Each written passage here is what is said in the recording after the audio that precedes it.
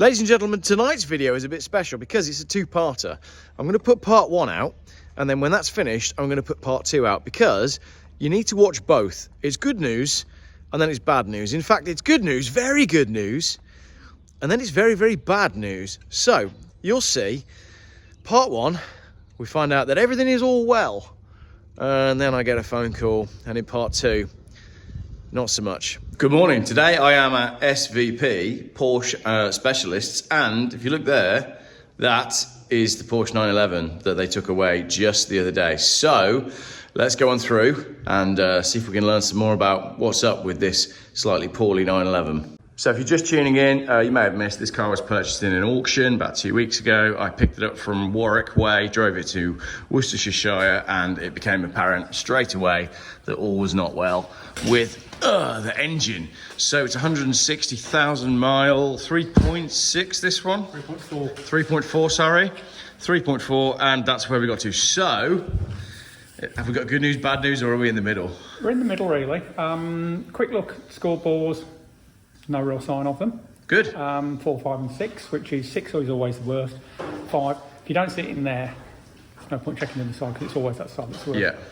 What I will do is show you something that we have found. Oh yeah. I can show you in the boards in a bit. Yeah. But if you look this side, the engine is wet. This is wet. Yeah. This is oil's been pouring out all over the exhaust externally. Right. So look at the oil over the engine here. Oh wow. Yeah.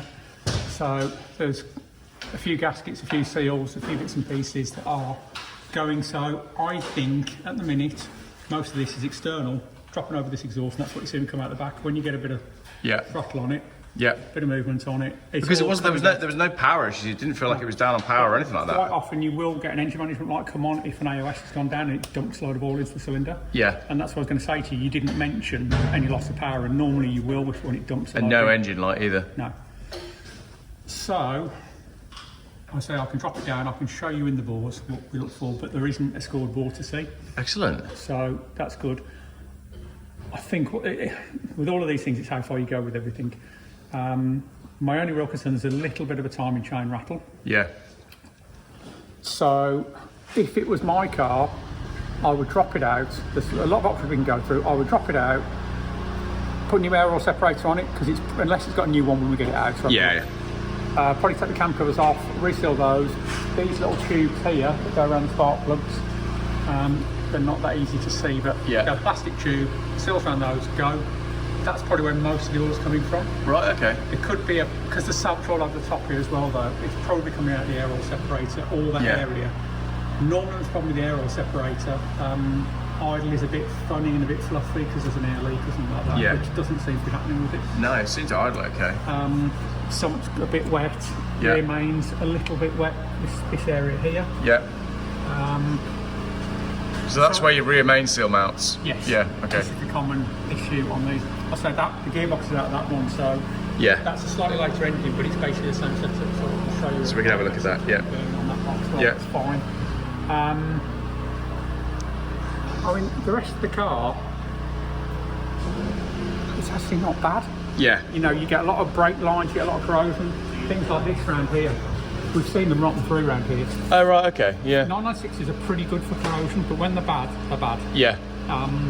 But yeah, that there, we've seen all sorts of corrosion around here. You take the because you've got this seam here, haven't you? So that's, I guess it would go from there and then rot forward. Yeah. But that's just a case of cleaning it up and wax oil, isn't it? Yeah, I mean, CV boot here. Yeah, CV boot. Yeah. But again, like CV boots, I mean, it's just basic MOT stuff, isn't it? It's you know, you get that with any car. It's it's not battered. It's not. I mean, even all of these, you know, it's not like brand new. But a lot of these here, Boxsters 996s. Every time you service it, you have to take this off. Yeah. Because the only place the brakes corrode is above there. Right. And you have brake lines fail, but look perfect here. And then they're gone beneath. Yeah. So that, I won't say it's the only place, but that's the place they go. Yeah. But even all the little ones on the calipers, which they're not perfect, but it's done 160,000 miles. Considering the mileage, it's not bad at all really. Yeah. The whole car, You know, general bushes wear and tear, like the rubbers in the coffin arms, yeah, they're not great, but they're not too bad. So we haven't had this off. There could be a weak from a drive shaft seal, which is not uncommon. Yeah. It's on 4-wheel drive cars. Yeah. But, you know, yeah, they're not bad. But we haven't, the main thing is we haven't found scored bores, and we haven't found that, you know, it's not a complete dog. That's great. 100%, yeah. That's what we wanted. Yeah. And the amount of oil that's over the exhaust there.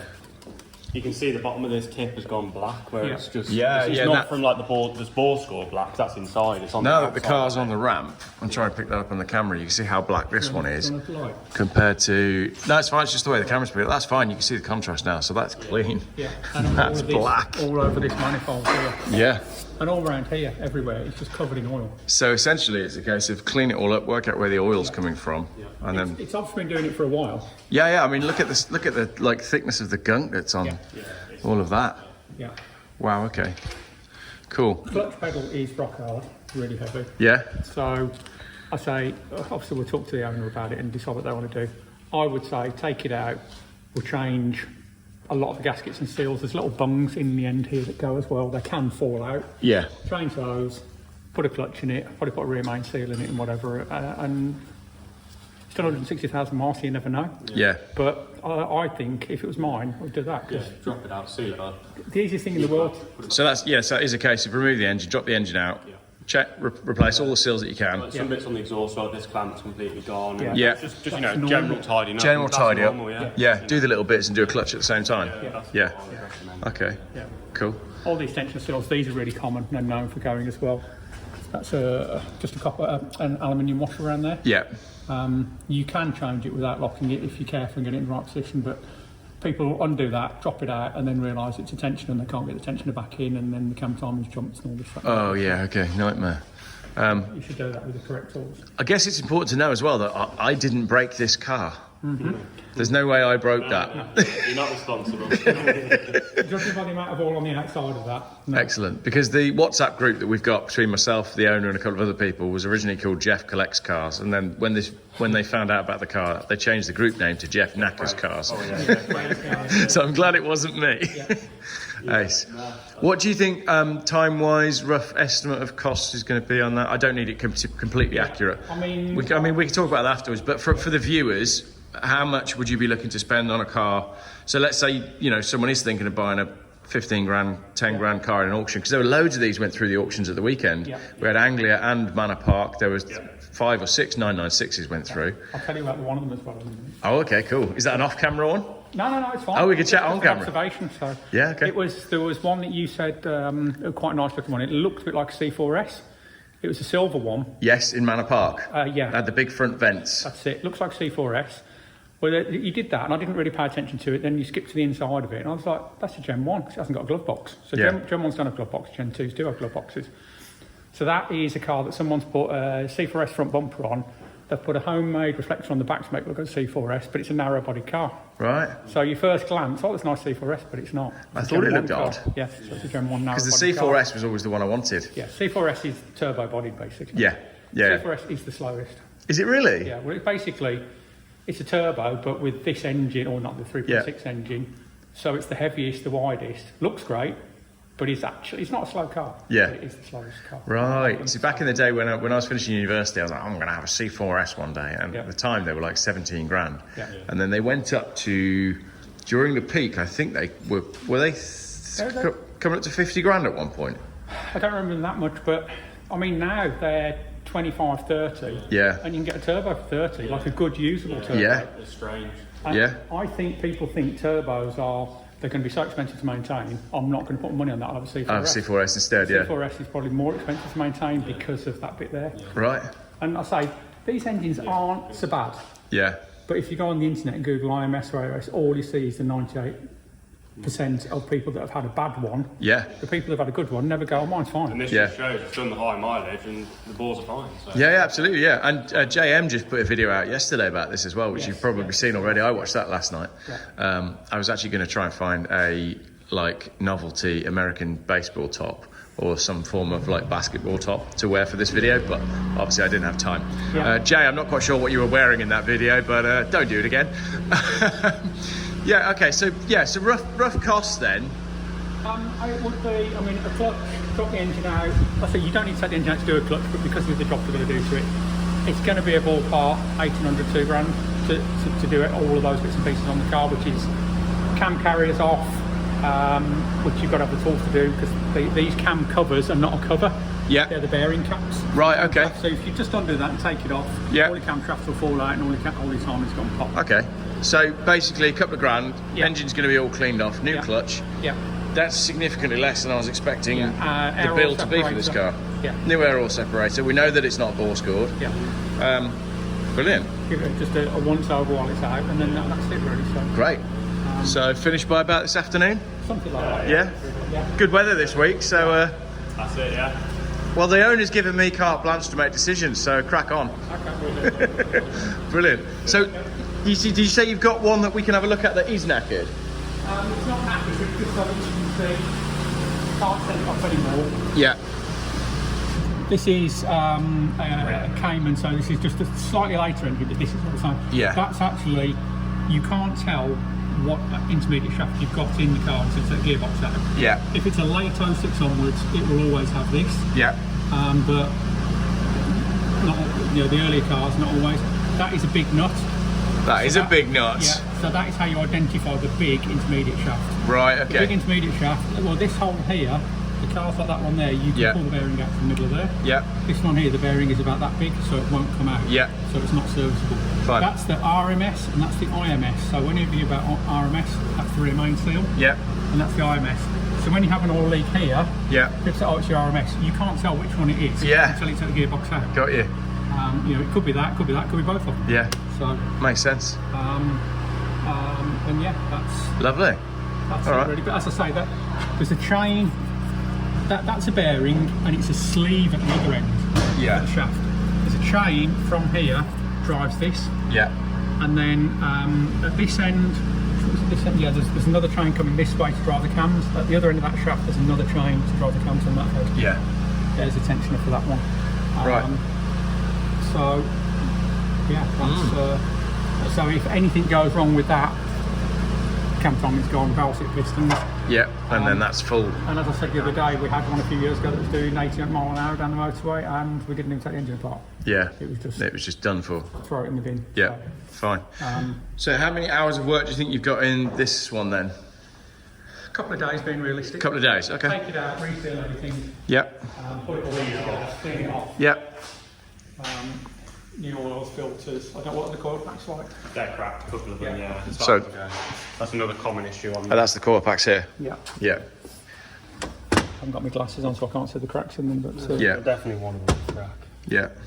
So would you just put a new set of 6 on? Yeah, you do. They've been replaced. They've been replaced because they're not horrendous. Yeah, crap on that one there. That's fairly common. Oh yeah, okay. So that will obviously driving down the road, water will ingress in there, and you'll start getting misfire codes and stuff like that. Yeah, so. Fine, that makes sense. Yeah, it's a really common one. Someone rings up, I've got a misfire. Yeah. Blah blah blah. Engine management warning lights come on, and it's one of those. 9 times out of 10. Yeah. And they're all the same age, so why do you put one new one in? Yeah. You know, a lot of people want to put one new one in, but just put 6 in. Yeah. And then I guess do plugs at the same time as well, because it's all off. And then you're changing your oil while you're at it, so then it's a full service, isn't it? Full fresh start then. That's another common. Heat shields, they corrode and go through, they go over the top of the coil packs. Right, okay, yeah. Try and protect it from doing that. Yeah, obviously. I guess you just chuck new heat shields on. Yeah, they're all available then. Yeah. Brilliant. Okay. Well, that's exciting. Yeah. That's kind of good news, because I think when you messaged initially, you're like, it's not this, but it's not that, but it's. Yeah. But I think that's not a bad prognosis for what it is. Could be a lot worse. It could be a lot worse, yeah. All right. Suddenly this car's looking like a. This is the early. Well, this is obviously a Gen 1 car, but an early car, so this should have the very early IMS bearing in it, right? Which is bigger than the 2000 they changed. Yeah. And they put a smaller bearing in. Yeah. Which is a single row bearing, which is where all the problems went wrong. Basically. Okay. Brilliant. So this one isn't completely fallible, but. Yeah. And what's your workshop schedule like at the minute then? Well, it's on the ramping bits at the minute, so we're always flat out, but we've just, it's here so we can get on with it, to be honest. Lovely, yeah. I mean, I've got to speak to the owner, but I'm confident that he's going to say carry on. Yeah. So go for it. Yeah. He's sending me to go and collect the KN Turbo now as well. Basically, he's realised that I've got storage and I quite enjoy it, and I think he's having fun sending me on wild goose chases. What year's the Cayenne? It's an early one. Okay. Yeah. They're great. Most of them, I run them for years. Probably 10 years I had Cayennes as daily drivers. And turbo X and all like that. There's some more spikes in the valley that go, but they'll probably all be done by now. Yeah. Edge of the car, not many of them won't be done. Yeah. Early non-turbos, you suffer with school balls quite badly. Yeah. But the turbos had a different block, and then the probably 05 onwards, the V8s went to the same block as the turbo, and that stopped that. Okay, well, he's got this idea in his head that if he buys a trailer and gets a tow bar on the Cayenne, we can do a MacMaster challenge where we see who can get there first. Me and a Cayenne Turbo pulling this on a trailer, or MacMaster and his Taycan. So that would be quite interesting. Yeah, make sure you beat the Taycan. Yeah, well, I've not lost to it yet, apart from on cost when we drove to Europe, but that really didn't count. Cool, okay, right, I'm going to get out of here and let you guys get on with some work, and that'll be, hopefully check back in with you later in the week then. Brilliant. We'll come back and see you when we pay the bill. That's it. Well, I don't. That's what's exciting about this. I don't have to pay the bill. Yeah. That's cool. Brilliant. I shall let the owner know the good news, because I do think that is good news. And I will text you just to confirm that we are going. If you just drop me a WhatsApp or something, just say and then Well, I mean, to be honest, what other options does he have at this stage? Put it all back and send it in another auction? No, it's a nice car. It's a six-speed manual, 4-wheel drive, silver with black. And that was the thing, like I said in my auction video. Some of these other ones that were coming through auction, like there was we discussed the fact that the colours were all off, and there was that blue one that went through Manor Park, beige everywhere. Yeah, I know, hideous. Yeah, we've seen like far lower mileage cars in a lot worse condition than this. Oh yeah, without a doubt. Yeah. Sure. So okay. It's good that it's been used, and it just shows. All right. But someone should ignore that oil leak for some time, haven't they? Well, yeah, it's obviously been leaking. But maybe they've ignored that oil leak, and maybe they've ignored what the obvious signs like oil coming out the back and smoking, because they were terrified of finding that they needed a 15 grand rebuild. That's it. It probably is the case. What's the MOT history on it? I haven't looked, but is it? I haven't looked either. No. I mean, it could be for the last 5 MOTs. It said oil leak on it. Yeah. Quite possible. I'd imagine so. Yeah. That's been doing it for a while. It's not a recent thing, that is it? Look at that. That is quite good. It's just caked. Yeah, it is. Yeah. Take some cleaning that way. Yeah. All right. Well, I shall leave you to it. Excellent. All right, that's good. I'm happy about that. That's a really good start to my week. Amazing. Hopefully, I'll get some use out of the car as well. Brilliant. Love it. Yeah. Cool. Crack on. Right. Thank you very much. Bye.